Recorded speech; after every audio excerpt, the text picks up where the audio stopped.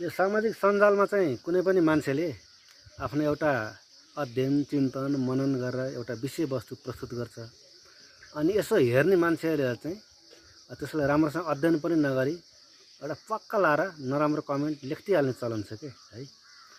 अब किन यसो गर्छन् त भन्दाखेरि अब जो मान्छेले आफ्नो एउटा विषयवस्तु राम्रोसँग अध्ययन चिन्तन मनन गरेर प्रस्तुत गर्यो, अब त्यो पढ्ने मान्छेले त्यो विषयवस्तु पढ्देर अनि फेरि त्यही माथि आफूले पनि यसो खोज अनुसन्धान गरेर अनि त्यसलाई आलोचनात्मक रूपले यसो होइन सुधार्ने किसिमले यसो यति कारणले तेरो यो कुरा भएन है भनेर लेख्थ्यो भने पो अनिखेर यसो त्यो पहिलो रचना प्रकाशित गर्ने अथवा पहिलो विषयवस्तु प्रस्तुत गर्ने मान्छेहरूले चाहिँ एउटा राम्रो किसिमको अर्को विषयवस्तु प्रस्तुत गर्न सक्छ।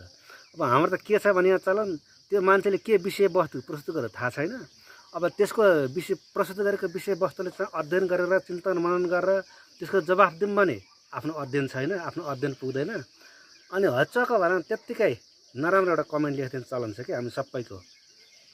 यदि हामी सबै चाहिँ आफू पनि त्यस्तै किसिमको विषयवस्तु खोज्न सक्ने प्रस्तुत गर्न सक्ने भए त त्यो मान्छेभन्दा हामी माथि गइहाल्थ्यौँ नि।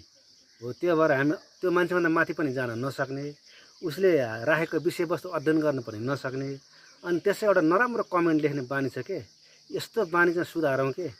सकिन्छ भने राम्रो कमेन्ट गरौँ, आलोचनात्मक सुझाव दिउँ, सकिँदैन भने चासै नगरौँ, भिडियो हेरौँ, यसो स्क्रोल गरेर माथि पठाइदिउँ के।